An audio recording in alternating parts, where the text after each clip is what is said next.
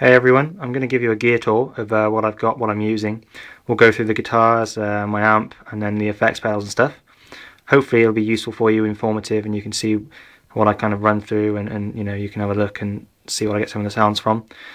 If you've got any questions, just comment on the video afterwards, and yeah, so let's go for it, into the guitars. Okay, well we'll start off with the Schecter. This is a Hellraiser Avenger series. It's got Schecter's familiar push and pull controls there on the bottom right. It's got the active EMGs. They're absolutely fantastic for the heavier stuff as well as some of the sort of cleaner stuff. You really get a complete range of tones out of it. I've had that since sort of November, December time last year, 2008. It's lasted me well. I mean, it's not been a year yet, but I normally get new guitars every sort of year, but I don't really look on planning on changing this one for quite a while. It does everything I want. It's a wonderful sounding guitar. It's got 24 frets, as you can see. It's got all the inlays on the necks and everything. Nice headstock there. You can see the neighbours there in the background almost. Yeah, but that's the Schecter. It's cost a bit of money, but if you've heard it, it's pretty tasty sounding guitar, and I'm enjoying playing it, definitely.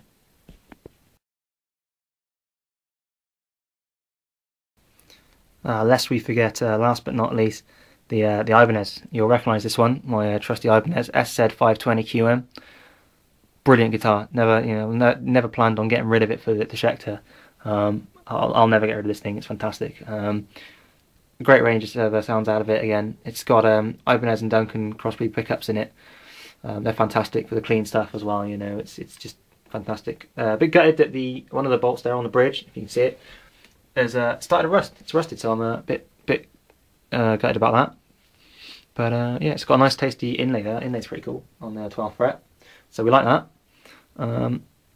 They're restringing it through the back of it, straight through the body, rather than going through like the edge, like a sort of back of a bridge, like you would get on a Les Paul or anything. It really helps the sound. The sustain on it's fantastic. And yeah, it's 22 frets. I think I've got what they're 48s. I think that's a 48 on the top, 48 on the top, low E there, all the way down to the high E. So it's pretty awesome guitar. So I still play that. Definitely still play that. It's pretty dusty again, but it's great to have that as a reliable second backup guitar, and I wouldn't get rid of it for the world.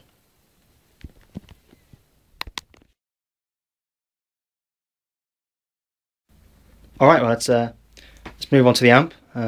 This is by no means a top of the range amp or anything. I mean, it didn't cost a great deal in some respect compared to some amps. It's a Marshall, just a 4x12 cab with just a ABT 50 head on it, so it's not got a great deal of power. Still packs a pretty nice sound. Didn't cost a great deal, as I said. Get the sounds pretty much want out of it. The clean sounds are pretty nice, and the heavy stuff is pretty awesome. We'll go in on the front and have a look. So you've got the clean channel there. The clean channel there, you've sort of got gain and volume, bass and treble.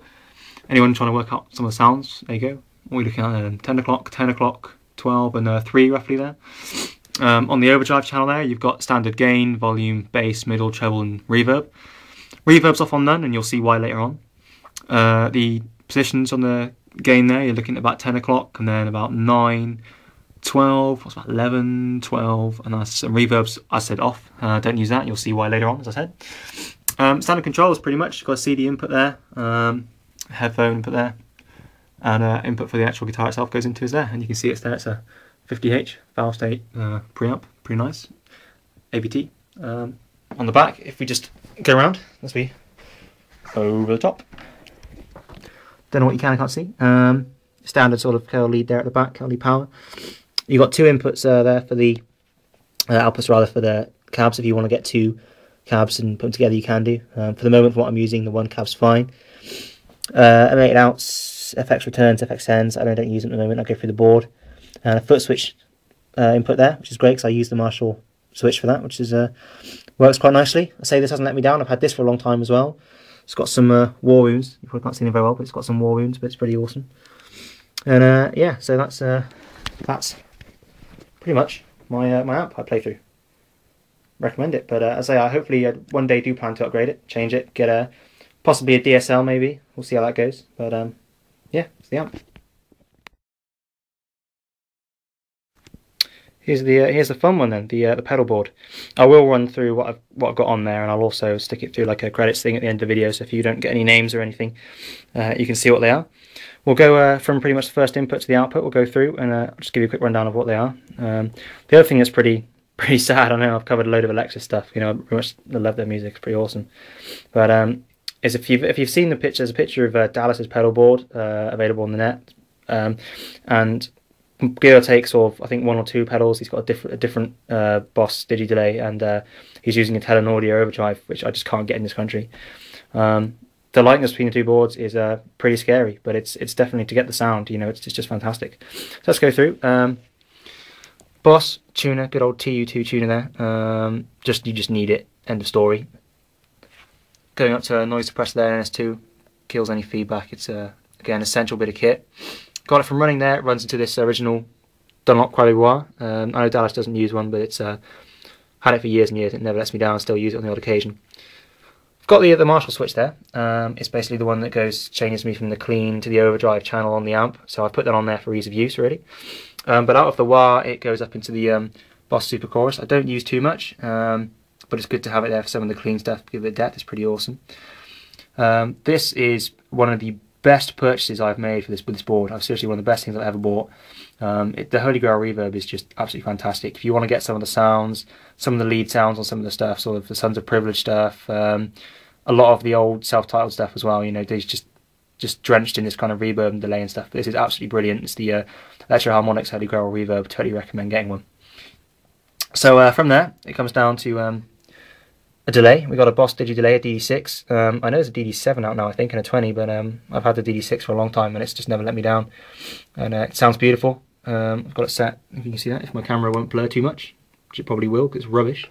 But that's a DD6 there. Awesome. From there, I've got it going from one delay, it runs into another one. It's an MXR carbon copy analog delay. That, as I say, is like for like. Dallas uses one of these, and I'd tell you why, it's just fantastic. The sound out of that is pretty impressive.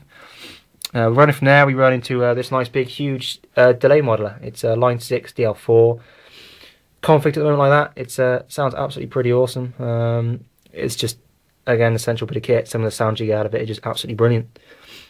From there, we go up to this. This is a Keeley Electronics Katana Clean Boost. Dallas uses one of these. It's got the sort of push-pull volume control thing there. You can't see it very well. See? Push-pull control. Pretty awesome. Fantastic. Give a little bit of boost on some of the lead things. If it's not too overdriven, you can give that to just boost you a little bit. Sounds funny, awesome. And that's an MXR micro amp, the last one. Again, Dallas uses one. It's like a boost basically. It's just like that pretty much. Just cuts a little bit of signal out. Just makes it a bit sharper and boosts it out toward the amp. And yeah, that is my board. It's awesome. I don't really plan on changing too much to it. If I can get one of those Telon Audio overdrives Dallas uses, if I can get one in this country, I will try and get one.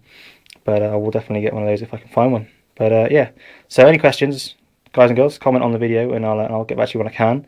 I'll put all these pedals up as a list again just after this clip on the video. So hope that's been informative and useful, and enjoy playing. Cheers. Thanks again for listening and all your comments and support. So see you soon.